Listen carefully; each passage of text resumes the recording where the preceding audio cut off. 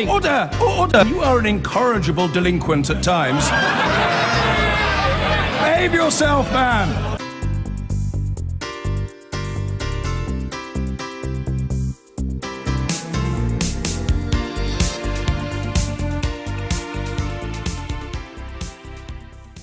Now, as we enter the final days of the general election campaign, the pollsters have been busy, and we were greeted by a flurry of polls at the weekend. And they're still presenting something of a confusing picture. The Conservative lead ranging from anything between 1 and 12 points. So why the gap? Adam Fleming's been investigating. The mighty mood box. I'm taking it to London's South Bank Centre to ask people's views about being asked their views. And here's the question we're asking the great British public today. Opinion polls, are they science or fiction?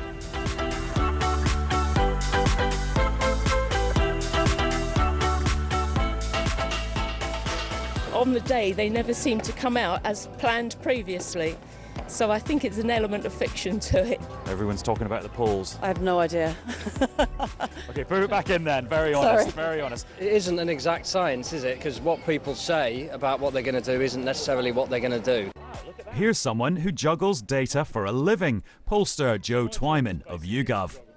What do you think about this as a opinion gathering method? Well, as my idol Peter Snow would say, it's just a bit of fun. When you're looking to do an accurate scientific poll, you hope to accurately represent the population that you're trying to survey in the sample that takes part in that survey. And so, for instance, you need the right number of old people, the right number of young people, the right number of men, women, etc., etc.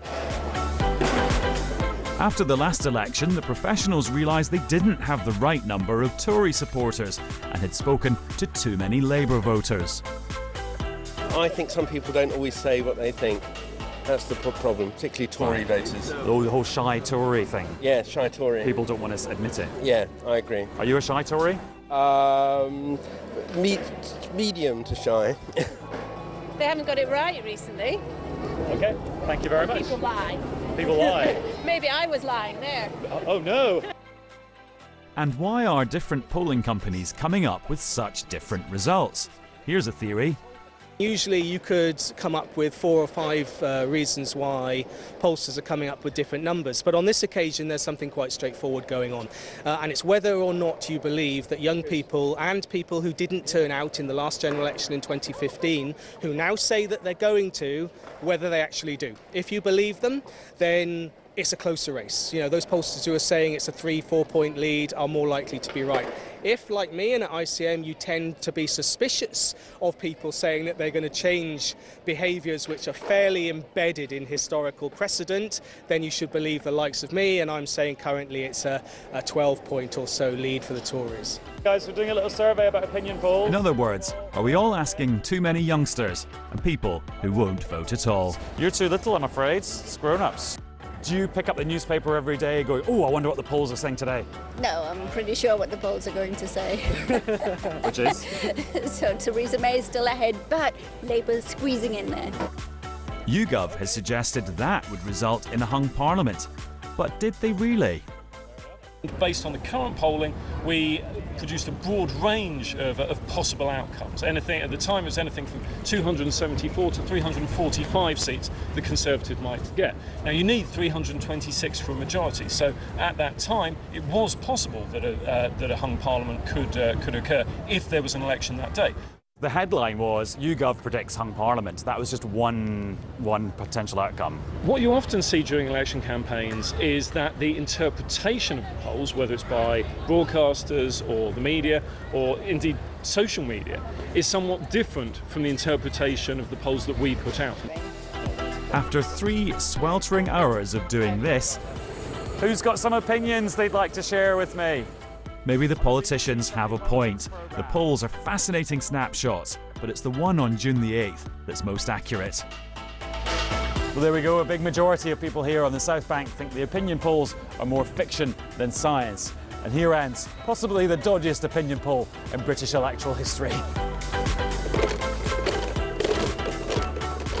Well, that's never stopped the daily politics, and both of you are banned in the next discussion from saying the only poll that counts is the one on Thursday. So I'll just say that as a disclaimer at the front, but both of you are banned. Let's start with you, Dominic Raab. There is a confused picture, and the polls seem to have a Conservative lead of very, very small, 1% up to 12%, but there is a general trend in support going over to Labour. Well, look, the polls have definitely narrowed. There's a real risk, we would argue, that there could be Jeremy Corbyn in number 10. But the truth is, for me as a candidate, the whole polling thing is a total distraction, because it's great for the media. You've got a different story each day, depending on which poll. Do you never look at the polls? Well, I keep an eye on them, but even that is a distraction from getting the message across. We're getting a message across on leadership. Labour will be something else. Honestly, all of this navel-gazing tittle-tattle about polls, particularly when they're so far-ranging and so far apart, I find, frankly, a distraction. It's good for the media. I'm not sure it's great for the country, and certainly as a politician trying to get elected, do you ignore them altogether, or are you taking a bit more interest now, Jonathan Ashworth, that they seem to be moving in your direction with a focus on younger people voting for Labour? I've completely ignored them since the last general election, where, I'll be honest, I thought in 2015 we were heading for some sort of Labour, biggest party in a hung parliament. The exit poll came out at 10 o'clock and it kind of knocked the stuffing out. You weren't the only person. So I just completely ignore them now. I've got no idea what's going on. What I would say is, obviously, 7 or 8 weeks ago, it felt like the Conservatives were very far ahead. I'm still getting now, on the doorstep, people raising the dementia tax, people raising the fact the Tories are going to take away the free school meals. I think people have looked at Theresa May. She's not what she thought she was. She doesn't represent what they thought she represented, and they have switched away from her. Right, and we'll come on to that in just a moment. I mean, the thing is, but she has been exposed to some extent under the scrutiny in the same way that Jeremy Corbyn. Your media would love to do this thing based on the frothiness of the polls. I think we've seen on Brexit, on the economy, particularly our record. I feel a party message coming on here. You just asked me. Yeah, fair enough. Go on. You've got a few seconds. I think that she's shown she's got the leadership and has got the strength of character, frankly, to lead this country on the key issue that counts, which will be the Brexit negotiations. She'll cut the NHS, she'll cut schools, and she'll carry on cutting the police. Right, OK, that's it. You both got your message across.